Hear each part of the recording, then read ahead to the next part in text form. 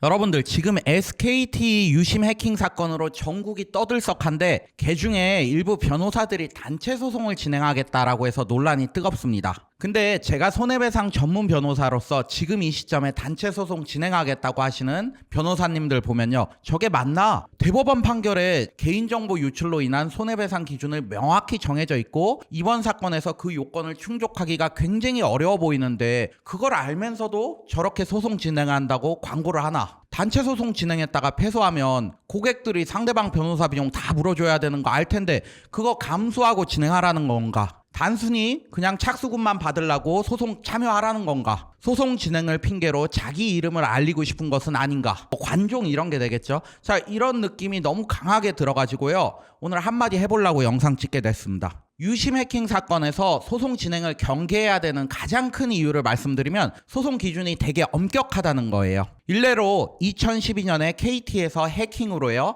870만 명의 개인정보가 유출된 적이 있었어요. 주민등록번호를 포함해가지고요. 이게 단체 소송으로 진행이 됐는데 결론 어떻게 됐을까요? 원고들 다 패소했습니다. 그때도 기획소송, 단체소송 형태로 누군가가 선동해가지고 소송이 진행됐어요. 대법원 판결 결론부터 보면요, 쉽게 알 수 있어요. 자, 보세요. 2018년에 선고되었죠. 사건 번호 2017-207994. 여기 보시게 되면 피고가 주식회사 KT입니다. KT에서 정보 유출이 있었죠. 근데 대법원이 정한 기준 살펴보면요, 정보통신 서비스 제공자가 개인정보의 기술적, 관리적 보호 조치 기준, 이게 방통위 고시로 있네요. 고시에서 정하고 있는 기술적, 관리적 보호 조치를 다한 경우에는 개인정보의 안전성 확보에 필요한 보호 조치를 취해야 될 법률상, 계약상 의무를 위반하였다고 볼 수 있는지. 소극. 요 소극이라는 말은 아니다. 그러니까 이 고시를 준수하였다 그러면 특별한 사정이 없는 한 안전성 보호 의무를 다했다, 이렇게 보는 겁니다.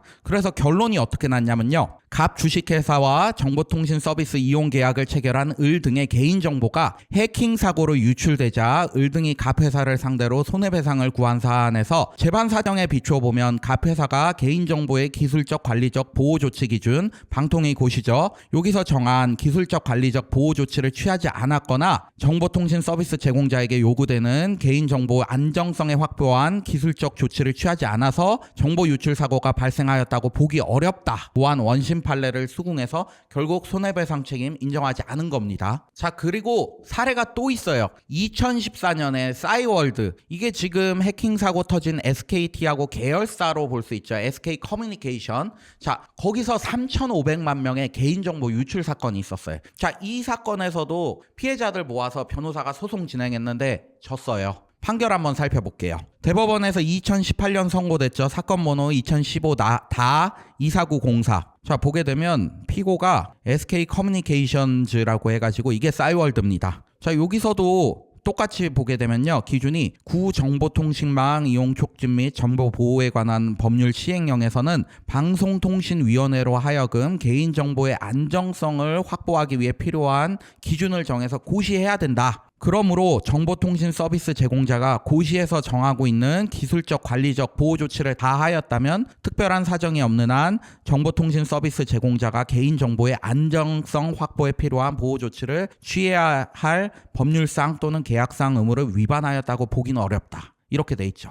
자, 이 판결들 보면요, 단순히 개인정보가 털렸다고 해서 손해배상 청구가 인용되는 게 아닙니다. SKT가 방통위에서 만들어 놓은 고시 같은 기준들 위반해야 그때 비로소 손해배상 청구가 인용되는데, 근데 이 사건에서 뭐가 밝혀졌죠? 아직 어떤 정보가 유출됐는지, 그 범위가 어떤지도 알 수가 없어요. 더더욱이 SKT가 방송이 고시 기준을 위반했는지는 이건 정말 현 상태에서 알 수가 없습니다. 해킹 사건에서 정보통신 서비스 제공자의 고의과실 없다고 해서 손해배상 책임 면책되는 경우가 지금까지 얼마나 많았는데, 자, 이 고시 기준도 위반했는지 파악하지 않고 소송 들어간다고 하는지 제 입장에선 도무지 이해가 되지 않습니다. 그리고 여러분들 소송하려 그러면 피해자가 원고가 돼야 되는데 누가 지금 피해자인지 알 수 있나요? 지금 여러분들 중에 내 정보가 유출됐는지 아니면 우리 엄마 정보가 유출됐는지 아시는 분 한 분이라도 있나요? 아무도 모르잖아요. 이게 피해자 특정도 안 됐는데 무슨 돈을 내고 소송을 지금 진행합니까?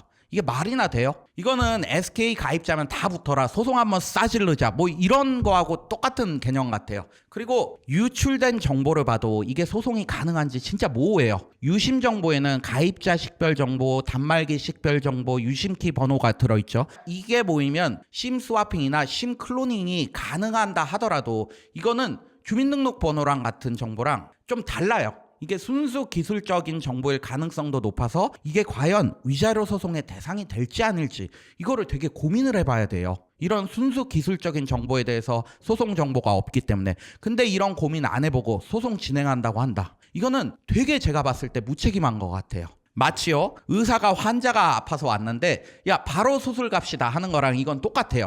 지금 환자가 어디가 아픈지, 이게 수술의 대상인지 아니면 단순히 보존적 치료의 대상인지 심도 있게 고민해보고 환자한테 각 치료 방법에 따른 부작용도 알려주고 이걸 진행해야 되잖아요. 그런 거 없이 이거 막바로 수술로 갑시다 이렇게 해서야 됩니까? 이게 전문가가 보여야 될 행동이 아닌 걸로 보여요. 그리고 이 사건에서 패소 가능성이 높게 보이는데, 만약에 고객들이요, 만약 변호사 비용을 안 냈어요. 변호사가 공짜로 소송을 진행해줬어요. 그렇다 하더라도 패소하면 상대방 변호사 비용을 물어줘야 돼요. 그거 고객 돈에서 나가게 되는데, 그런 것도 굉장히 신중하게 고려해서 소송을 진행해야 됩니다. 여러분들 진짜 요새 SK 유심 사고 이후에 이 폰 파시는 분들이 한 번이라도 고객들을 매장에 방문하게 하려고 별의별 허위 정보들을 다 이렇게 유튜브 영상으로 만들어서 유심 바꿔야 된다 이런 영상 막 올리는 것 제가 봐도 안타깝고요. 하물며 변호사들이 앞뒤 재지도 않고 소송 부추기는 현상이 보니까 제가 너무 안타까워서 한마디 했습니다. 신중하게 알아보고 소송 진행하시기 바랍니다.